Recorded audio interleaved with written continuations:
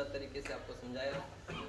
और सर्वप्रथम मैं आपको एक बात बताना चाहूँगा, जब हम अंदर प्रवेश किए तो यहाँ का वातावरण और यहाँ पर जब कक्षा में लगे हुए नाम प्रहलाद कक्ष, ध्रुव कक्ष और वीर सावरकर कक्ष, जो हमें आध्यात्मिकता के विषय में प्रेरणा देते हैं, जो हमें देशभक्ति के विषय में प्रेरणा देते हैं, जो हमारे हृदय में सकारात्मक ऊर्जा का निर्माण करने के लिए हमें प्रेरित करते हैं। और आपका शालीनता भरा व्यवहार, जहाँ पे 1 से 2 व्यक्ति एकत्रित होते हैं वहाँ पे स्वाभाविक ही वार्तालाप प्रारंभ हो जाती है, परंतु यहाँ पर कितनी संख्या में बच्चे एकत्रित हैं और कितनी शांति से ध्यानपूर्वक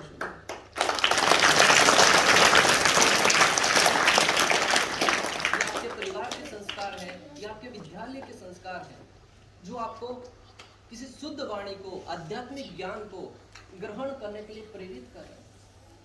श्रीमद् भगवद गीता, मैं गत 9 वर्षों से भगवद गीता का अध्ययन कर रहा हूँ। भगवद गीता एक ऐसा शास्त्र है जो समस्त शास्त्रों का सार है। वैसे तो हमारे सनातन संस्कृति में कई इतनी बड़ी संख्या में शास्त्र हैं जिसका अध्ययन अगर जीवन भर भी करेंगे तो कभी पूर्ण नहीं होने वाले, परंतु कलयुग को, जीवों को ध्यान में रखते हुए भगवान श्री कृष्ण ने समस्त शास्त्रों का सार श्रीमद् भगवद गीता रूपी ज्ञान हमें प्रदान किया, जिसके अंदर इतनी शक्ति है जो हमें निराशा से हमें आत्मनिर्भर बनाने के लिए, आत्म साक्षात्कार प्राप्त करने के लिए प्रेरित करना है। एक आचार्यगण कहते हैं कि भगवद गीता किसे पढ़नी चाहिए और क्यों पढ़नी चाहिए। एक नौजवान व्यक्ति को गीता पढ़नी चाहिए ये जानने के लिए कि जीवन को कैसे जिया जाए। एक वृद्ध व्यक्ति को गीता पढ़नी चाहिए ये जानने के लिए कि जीवन का त्याग कैसे किया जाए। एक धनवान व्यक्ति को गीता पढ़नी चाहिए दया प्राप्त करने के लिए, और धनहीन व्यक्ति को गीता पढ़नी चाहिए आशा की किरण प्राप्त करने के लिए। एक ज्ञानी व्यक्ति को गीता पढ़नी चाहिए नम्रता प्राप्त करने के लिए, और अज्ञानी व्यक्ति को गीता पढ़नी चाहिए ज्ञान अर्जित करने के लिए।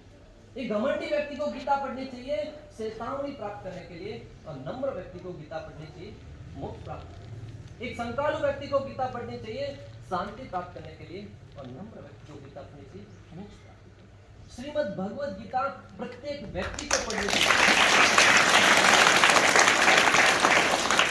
वो स्त्री हो, पुरुष हो, बच्चा हो, नौजवान हो, वृद्ध हो, प्रत्येक व्यक्ति को श्रीमद् भगवद गीता का अध्ययन करना चाहिए। क्यों करना चाहिए? कोई प्रमाण है हमारे पास जिसको पढ़ने के बाद कोई ऐसा परिणाम निकल कर आया हो कि वो हमें प्रेरणा प्रदान करे? कुरुक्षेत्र के युद्ध का विषय वक्तों, जब पांडवों और कौरवों के मध्य युद्ध प्रारंभ होने वाला था, तब अर्जुन भगवान श्री कृष्ण से कहते हैं कि मुझे दोनों सेनाओं के मध्य ले चलो। भगवान श्री कृष्ण जब अर्जुन के रथ को दोनों सेनाओं के मध्य ले चलते हैं और अर्जुन अपने समक्ष अपने भीष्म पितामह द्रोणाचार्य, कृपाचार्य और अपने परिजनों को सामने खड़ा देखकर भगवान श्री कृष्ण से कहते हैं, हे कृष्ण, मेरा मुख सूखा जा रहा है, मेरा गांडीव मेरे हाथ से सरक रहा है, मेरा शरीर कंपायमान हो रहा है, मैं वन में जाकर तपस्या कर लूंगा परंतु अपनों से युद्ध नहीं करूंगा। कौन चाहेगा कि अपने गुरुजनों पर बाण चलाए? कौन व्यक्ति चाहेगा कि अपने परपिता दादाजी के साथ युद्ध करे? तो जो अर्जुन भगवत गीता सुनने के पूर्व भगवान श्री कृष्ण से कह रहा था कि मैं युद्ध नहीं करूंगा, तब भगवान श्री कृष्ण अर्जुन को डांटते हुए कहते हैं, हे अर्जुन, तुम पांडित्यपूर्ण वचन तो कहते हो परंतु तुम्हारी वाणी में कोई पंडिताई है नहीं। तुम ज्ञान भरी बातें तो कर रहे हो परंतु ये तुम्हारे ज्ञान को अंतिम अवस्था तक पहुंचाने में सक्षम नहीं है। तब अर्जुन भगवान श्री कृष्ण को दूसरे अध्याय के 7वें श्लोक में कहते हैं, कार्पण्य दोषो वह स्वभाव प्रचामि त्वाम धर्म समुड्डचेतः यस्य वह स्यात् निश्चितं ब्रूहि तन्मे शिष्यस्ते अहं साधिमां त्वां प्रपन्नम्। अर्जुन कहते हैं, हे भगवान, मैं अपनी कर्पण दुर्बलता के कारण मैं जान पाने में अक्षम हूं कि मेरे लिए सही क्या है और गलत क्या है, इसलिए आपसे निवेदन करता हूं, आपको अपने गुरु के रूप में स्वीकार करता हूं, अतः मुझे वह ज्ञान दीजिए जो मेरे लिए श्रेष्ठतर हो। आप सब बच्चे यहाँ पर शिक्षा अर्जित करने के लिए क्यों आते हैं? क्योंकि गुरुजनों ने वो ज्ञान अर्जित किया है। भगवान श्री कृष्ण 4.34 भगवद गीता में कहते हैं, तत्विधि प्रणिपातेन परिप्रश्नेन सेवया उपदक्ष्यन्ति ते ज्ञानम ज्ञानिनम तत्वदर्शिनः। हे अर्जुन, तुम ऐसे तत्वदर्शी के पास जाकर उनकी विनीत भाव से सेवा करो। जब गुरु प्रसन्न होंगे निश्चित रूप से आपको शिक्षा प्रदान करेंगे।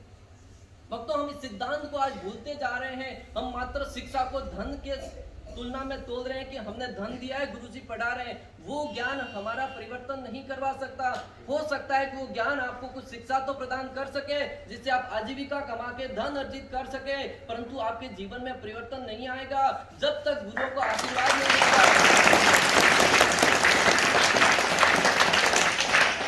इसलिए गुरुजनों का सम्मान करना सीखिए, गुरुजनों का सम्मान करना सीखिए। हमारे वैदिक सभ्यता में, और अर्जुन की बात यहीं तक नहीं रुकती है भक्तों। जब अर्जुन भगवान श्री कृष्ण को गीता के प्रारंभ में कहता है कि मैं युद्ध नहीं करूंगा, वही अर्जुन जब श्रीमद् भगवत गीता का ज्ञान अर्जित करता है, तब 18वें अध्याय में जाकर भगवान से कहता है, बोलो कृष्ण किसको मारना है। यह है भगवत गीता की शक्ति।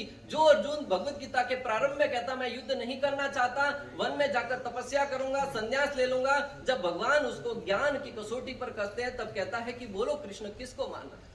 और इतिहास गवाह है कि उन्होंने ऐसा घमासान युद्ध किया, लगभग 64 करोड़ लोगों का सर्वनाश कर दिया और अंत में विजय होकर थमे। और धर्म का सर्वनाश, धर्म की विजय। हमारे वैदिक सभ्यता में गौ माता और गंगा जी और भगवत गीता तीनों को बहुत ही सात्विक भाव से आत्म साक्षात्कार में अलग अलग दृष्टिकोण से प्राप्त करने के विषय में हमें प्रेरित किया जाता है। गंगा जी के विषय में सब जानते हैं कि हम अगर गंगा जी में जाकर स्नान करेंगे तो पापों से मुक्त हो जाते हैं, परंतु अगर आप वहां पे जाएंगे तो वहां पे रस्सी पकड़ने के लिए होता है, कहा जाता है कि ज्यादा गहराई में प्रवेश मत कीजिएगा, नहीं तो वापस लौट के आने का संभावना नहीं रहती है। गंगा जी जो भगवान श्री विष्णु की श्री चरणों से निकली है, उसमें स्नान करने से हमारे शरीर के सारे पाप है वो नष्ट हो जाते हैं और वहां पे गहराई में जाने के मना किया जाता है। परंतु भगवत गीता भगवान श्री कृष्ण के श्री मुख से निकली है और उसमें जितना गहराई में जाएंगे उससे अधिक आनंद की अनुभूति होती है। और गौ माता के विषय में हमारे शास्त्र कहते हैं, दानानाम अपि सर्वेषां गवां दानं प्रशस्तसे दान श्रेष्ठ पवित्रा स्व पावनम हेतद उत्तमम। समस्त दानों में गोदान सर्वश्रेष्ठ है और उस गोदान को करने के, गौ माता की सेवा करने के लिए हमें भगवत गीता प्रेरित करती है।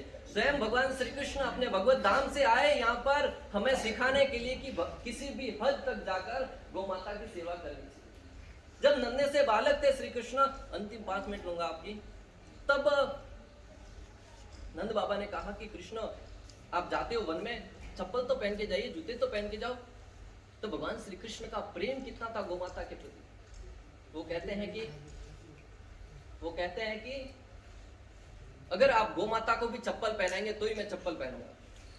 और भगवान श्री कृष्ण गौ माता लगभग 9 लाख गाय और उनके 4 पांव, इतने जूते कहां से बनवाएंगे। स्वयं श्री कृष्ण हमें दृष्टांत प्रस्तुत करने के लिए कि जब तक गौ माता दुखी रहेगी हमारा जीवन है वो सुखी नहीं हो सकता। इस्कॉन संस्था के संस्थापक आचार्य ऐसी भक्ति वेदांत स्वामी श्रील प्रभुपाद ने कहा था, जब तक इस पृथ्वी पर, जब तक इस धरा पर गौमाता के रक्त की एक भी बूंद गिरेगी इस जगत में शांति नहीं आ सकती। आप कितने ही संयुक्त राष्ट्र संघ की स्थापना कर लो, कितने ही होम हवन करवा लो, परंतु जब तक गौमाता पर अत्याचार होते रहेंगे इस जगत में शांति नहीं आ सकती। और आज हम देख रहे हैं भौतिक क्षेत्र में हम कितनी उन्नति कर रहे हैं, आए दिन मंगल ग्रह पर जा रहे हैं, सूर्य पर, चंद्रमा पर पहुंचने की तैयारी कर रहे हैं, परंतु लोगों के जीवन में मंगल है कि नहीं, मंगल पे जीवन है कि नहीं, उसको ढूंढने का प्रयास करें, पर लोगों के जीवन में ही मंगल नहीं है। लोग किसी प्रकार की समस्याओं से दुखी है, कोई तन दुखी, कोई मन दुखी, थोड़े थोड़े सब दुखी है। धनवान है वो शारीरिक समस्याओं से दुखी है, खाने के लिए सब कुछ है, परंतु डॉक्टर ने मना किया है, डायबिटीज है, खा नहीं सकता। हम एक व्यक्ति के घर पे गए, उन्होंने हमारे लिए बहुत अच्छी फीस्ट की व्यवस्था करी, परंतु खुद कोने में बैठकर सने खा रहा। बोला भाई क्यों नहीं खा रहे हो, बोले डायबिटीज है।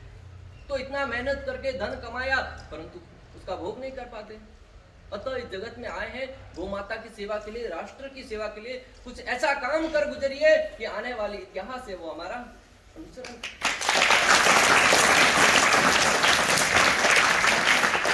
भगवान श्री कृष्ण अंतिम शब्दों के साथ कहूंगा, प्रेरणा देते हुए कहते हैं कि जो व्यक्ति इस जगत में रहकर ऐसा कुछ कार्य कर जाता है, ऐसा कुछ कार्य कर जाए कि आने वाली पीढ़ी हमारा अनुकरण करे और हमें देखकर उनको प्रेरणा मिले। महाराणा प्रताप, शिवाजी महाराज, झांसी की रानी, श्रील प्रभुपाद, ऐसे अनेक संत और वीर पुरुष हुए हैं जिनको आज भी हम याद करते हैं। हमारे दादा परदादा कहीं आए और चले गए, दीवार पर फोटो टांग के रखा हुआ है, कौन याद करता है? हम भी गुजरने के 10-12 दिन बाद भूल जाते हैं, परंतु ऐसे महान शूरवीरों को आज भी याद किया जाता है। क्यों? उन्होंने राष्ट्र निर्माण में सहायता करी है, उन्होंने देश के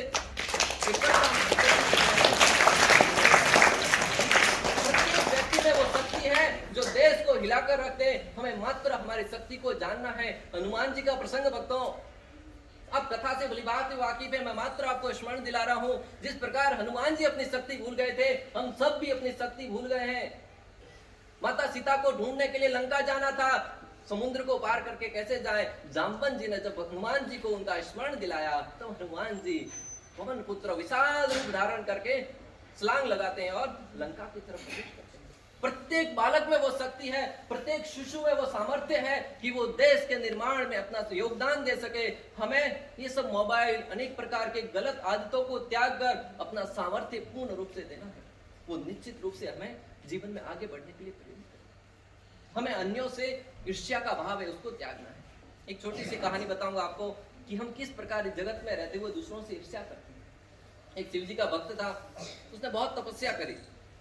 भगवान भोलेनाथ आशुतोष हैं, उनका नाम आशुतोष है, बड़ी जल्दी प्रसन्न हो जाते हैं। शिव जी के मंदिर में जाइए, लोटा भी वहीं रखा होता है, जल भी वही, हमें मात्र उठा के जल अर्पित करना है भगवान भोलेनाथ को, तो भोलेनाथ प्रसन्न हो जाते हैं। उसी व्यक्ति के साथ भी ऐसा ही हुआ। भोलेनाथ प्रसन्न हुए, सामने प्रकट हुए, बोले वो क्या मांगना चाहते हो? तो उस व्यक्ति ने कहा क्या मैं मांगूंगा वो देंगे? भगवान बोले मैं भगवान हूं, देने में असमर्थ हूं क्या? परंतु एक शर्त है, जो मांगोगे बाजू वाले को उसका दुगुना मिलेगा। उस व्यक्ति के अंदर द्वेष की भावना है, बोले मेहनत करूं मैं, तपस्या करूं मैं और डबल पाएगा बाजू वाला, नहीं ये तो सही नहीं। तब उसको ईर्ष्या का भाव है, उसने कहा कि मेरा एक हाथ टूट जाए, दोनों बाजू वाले के दोनों टूट गए। फिर कहता मेरी एक टांग टूट जाए, बाजू वाले की दोनों टूट गई। फिर कहता मेरी एक आंख फूट जाए, बाजू वाले की दोनों फूट गए। फिर कहता मेरे घर के आगे खड्डा बन जाए, बाजू वाले के दोनों घर के आगे दो खड्डे हो गए। घसीटता हुआ अंदर गया और मर गया।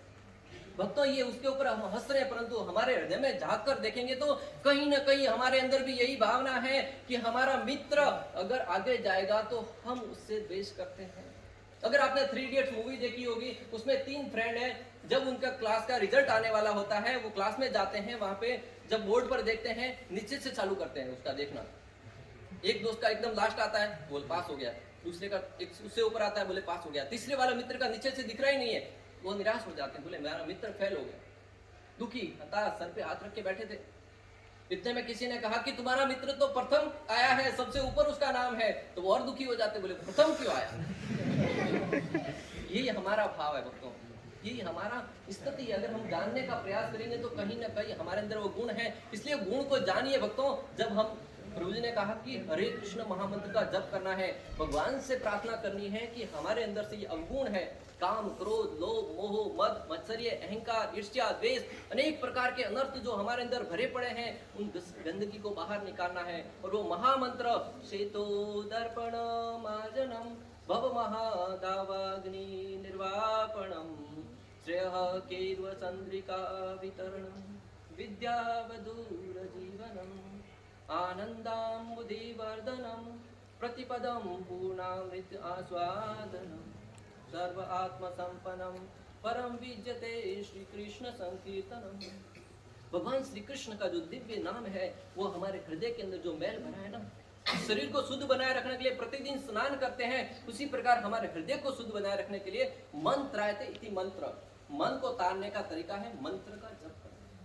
आप इस महामंत्र का जप करेंगे, हरे कृष्णा कृष्णा कृष्णा हरे हरे, हरे राम राम राम।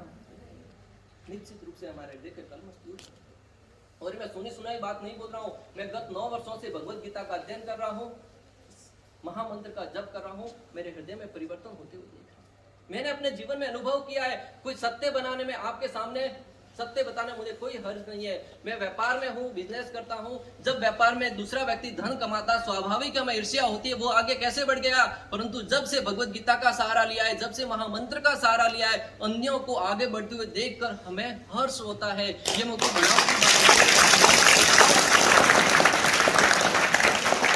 हमारे पास 24 घंटे है, 24 घंटे में से 8 घंटे आप पढ़ाई में लगाइए, 8 घंटे 7 घंटे सोने में लगाइए, 8 7 15 घंटे हुए, 15 में से 5 घंटे परिवार के साथ खेलने में लगाइए, 20 घंटा, पीछे बचता है 4 घंटा। उसमें से कुछ समय आप भक्ति में, आध्यात्मिक कार्य में दीजिए। भक्ति का अर्थ मात्र मंदिर में जाकर घंटी बजाकर वापिस आना नहीं है, शास्त्रों का अध्ययन कीजिए, उसमें भी श्रीमद् भगवद गीता का अध्ययन कीजिए भक्तों। वो आपको सही और गलत में निर्णय लेने की क्षमता प्रदान करेगा। भगवान श्री कृष्ण भगवद गीता में कहते हैं, तेषां सतत युक्तानां भजतां प्रीति पूर्वकं ददामि बुद्धि योगम तम येन माम उपयान्ति ते। भगवान कहते हैं जो प्रेम पूर्वक मेरे नाम का भजन करता है उसको मैं बुद्धि प्रदान करता हूं कि उसको निर्णय लेने में आसानी हो, सही क्या है और गलत क्या है। ध्रुव कक्ष आपके यहाँ पे लिखा हुआ है, ध्रुव महाराज का दृष्टांत भागवतम प्रमाण भक्तों 2 दिन पहले हम ध्रुव महाराज की कथा करके आए हैं चाचोर में। ध्रुव महाराज घर से निकले थे अपने पिता से भी बड़ा राज्य प्राप्त करने के लिए, परंतु जब भगवान श्री कृष्ण को अपने समक्ष देखा, भगवान श्री विष्णु को अपने समक्ष देखा, तब भगवान ने कहा, बोलो ध्रुव क्या मांगना चाहते हो। ध्रुव कहता है, भगवान मैं घर से निकला था कांच के टुकड़े इकट्ठे करने के लिए, परंतु मेरे सामने तो हीरा खड़ा है, मैं तो सारी की सारी इच्छाएं मैं भूल गया। और ध्रुव भगवान की स्तुति करना चाह रहा था, परंतु बस ना 5 साल का नन्हा सा बालक क्या स्तुति करेगा, कुछ संस्कृत के श्लोक याद नहीं थे। भगवान ने देखा कि ध्रुव स्तुति करना चाह रहा है परंतु उसे ज्ञान नहीं है। भगवान ने अपना पंचजन्य शंख ध्रुव के सर से स्पर्श किया और देखते ही देखते ध्रुव के हृदय में चारों वेदों का ज्ञान स्फुलित हो गया और वो संस्कृत के सुंदर श्लोकों में भगवान श्री कृष्ण भगवान श्री विष्णु की स्तुति करते। सारे के सारे कथा का सार भक्तों, हमें गोमाता की सेवा करनी है, भगवद गीता का अध्ययन समय निकाल कर करना है और गंगा जी में सम्मान करना है। ऐसा नहीं कि आप कल उठ के गंगा जी में स्नान करने के लिए निकल पड़े। जब भी अवसर होगा पूरे श्रद्धा भाव के साथ उनकी पूजा कीजिए, उनको सम्मान दीजिए। इसी शब्दों के साथ मैं अपनी वाणी को विराम देता हूँ।